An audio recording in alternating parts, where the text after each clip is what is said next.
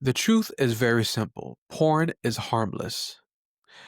Porn is not just entertainment. It's a billion-dollar industry that is built on addiction, loneliness, and broken people on both sides of the screen.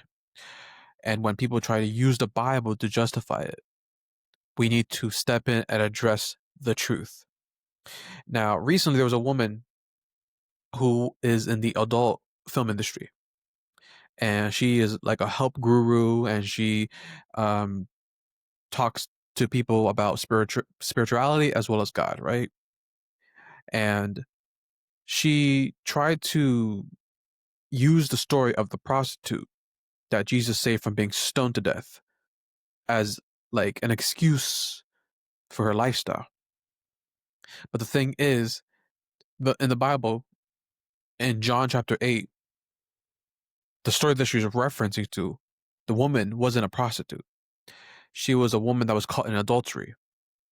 And in that specific chapter, Jesus told everyone around her that if you are someone that has not committed sin, that you may throw the stone. And obviously, we are all people of sin, and none of them did. And Jesus went and spoke with her, and he didn't judge her. He didn't make her feel any worse than she already did.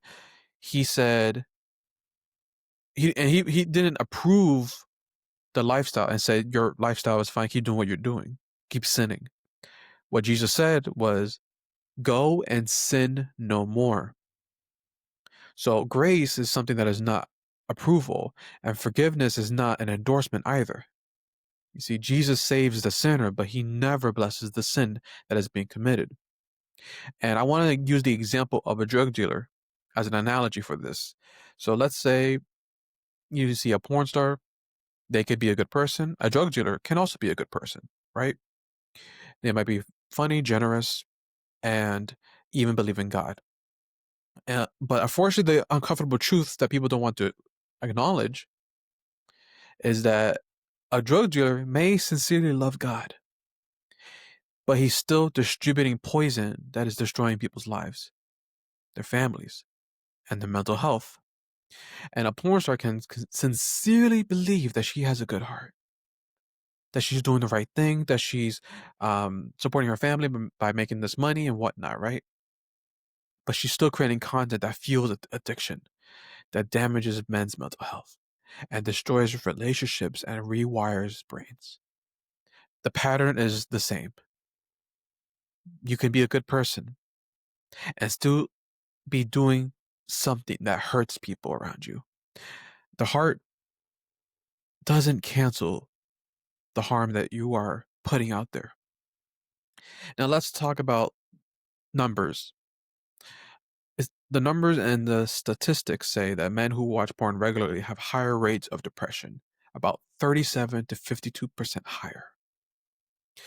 Porn is also linked to social anxiety, low confidence, and increased loneliness, which is why the demographic of men aren't usually the same men that you used to see back in like the 80s and 90s, because they have no confidence and their sexual market value has been deteriorated downwards because of the overexposure of pornography, OnlyFans. It's everywhere. And even on Instagram, there's a lot of promiscuous women that endorse that type of lifestyle. Um, Now, research shows that porn damages the reward system of the brain, leading to dopamine crashes, emotional numbness, as well as low motivation. So as you can see, and also, but it could also lead to erectile dysfunction, especially in men under 35. Now, as you can see, the consumption of porn and the fact that it's something that is able to be distributed and available already is damaging so many men in the world and making a lot of men lack that masculine energy that is required in order to be someone that's able to lead a family, lead his wife, be a role model to his children. And the men who watch it daily are significantly um, are reported to have significantly higher rates of relationship dissatisfaction and reduced attraction to real partners. So porn becomes the invisible toxic poisoning that is inside the men, and the women creating it are profiting off of the addictions. They're making so much money. Again, like I said earlier, it's $1 billion industry. The same way a drug dealer profits from the suffering of his customers. It's not personal, I get it, but it's the business is built on the weakness of men and it's making most men lack the confidence and lack the clearness to be able to go out there and strive hard and be hardworking. This is part of the reason why I also advocate for pornography and OnlyFans to be illegal and shut down completely because it's doing more bad than good. And but let's also focus on the women as well, because women who do porn overwhelmingly struggle to find a stable relationship long term. Because the reality is, most men don't want to connect or commit to someone who's been sexually accessible to the public. And the sad part is, most women who are in the porn industry, eventually, all of them always want to be in a relationship with someone. But the type of men that they want simply will not accept them. And unfortunately, they will end up with men who are only going to be simps that are going to be accepting of her lifestyle, but a real man that actually going to care about her is not going to want to have her be in the limelight in that way and embarrass him. He's going to put certain restrictions into her life, and because ladies, if in case if you don't know, if you work in the club, if you work in the adult industry, if you work in any type of, um, if you work in OnlyFans, bartender, whatever, if a man doesn't want you to be doing those things, that means he cares. But most women don't want a man that's gonna put them in a position where they have to listen to them and obey them and be submissive towards them because sexual exclusivity is something that men prioritize and are um, desiring in a woman.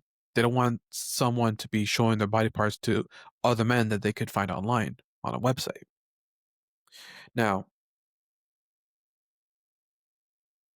the men would also rate women in the industry as having lower trust, lower loyalty, and higher emotional instability.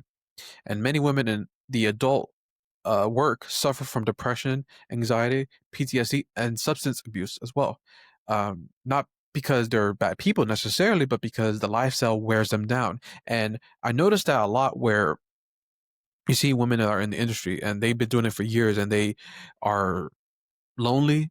They don't have any type of opportunities to find a genuine emotional connection with anyone because every man that she meets only looks at her as an object and objectifies her because she's objectifying herself online. And everything feels transactional.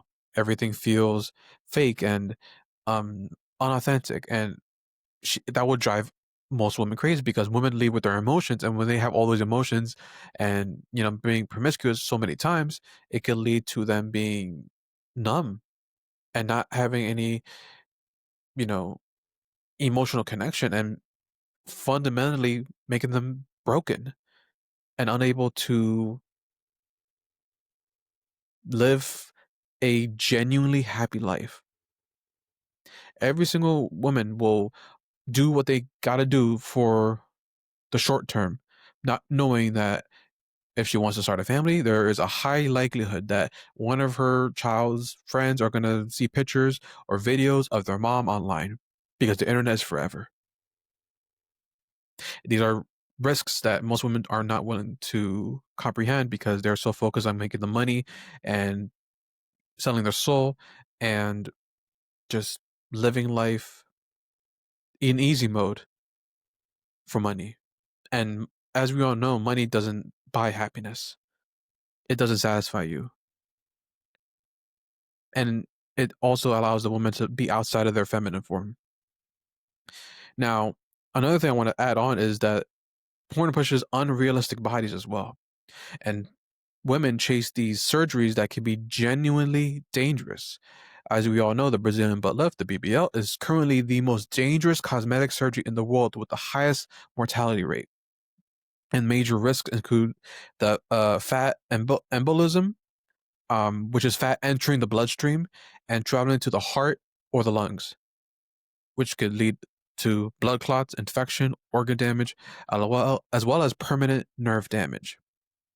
And even brag augmentations and reductions come with the same risks: blood clots, loss of sensation, chronic shoulder and back pain. So, porn normalizes these body standards and pressures young women to take extreme risk with their health. And I noticed that this is something that happened during the early 2010s when the Kardashians were up there promoting, this body positivity, doing these surgeries and procedures on their face and their boobs and everything. And it's something that, unfortunately, a lot of women are influenced by what they see. And it leads to these dangerous, risky surgeries. And some of these surgeries, you might have to come back and do more procedures adding on because it's not something that is sustainable long term. It's something that you have to keep up to date for, mostly for the rest of your life. I know there's women that have had multiple procedures with their BBLs multiple times because they can't maintain it long term. So I just want to address the real point is that Jesus never condemned people who struggled, but he also never said your lifestyle is fine, keep doing it. Whether it's porn, prostitution, or even drug dealing, the pattern is the same. The person may be a good person. The person may be good at heart and have good intentions, but the behavior is still destructive. So my closing message here is if you're someone that is struggling with porn, just know that you're not weak. You're just lacking discipline. And, you know, it's easier said than done, but removing porn from your life is something that will benefit you for the long run. And you'll feel happier, you'll feel more content, you'll feel more motivated, more inspired. And if you're a woman that's doing porn, you're not beyond redemption. You're not, but there are consequences to these decisions that you've done because I am not someone here to judge anyone who wants to fulfill a certain lifestyle. But that lifestyle is something that you need to understand that it's not always going to be something worthwhile. So just be careful and be aware of the things that you decide to do with your life because it might come at a cost that you might regret long term.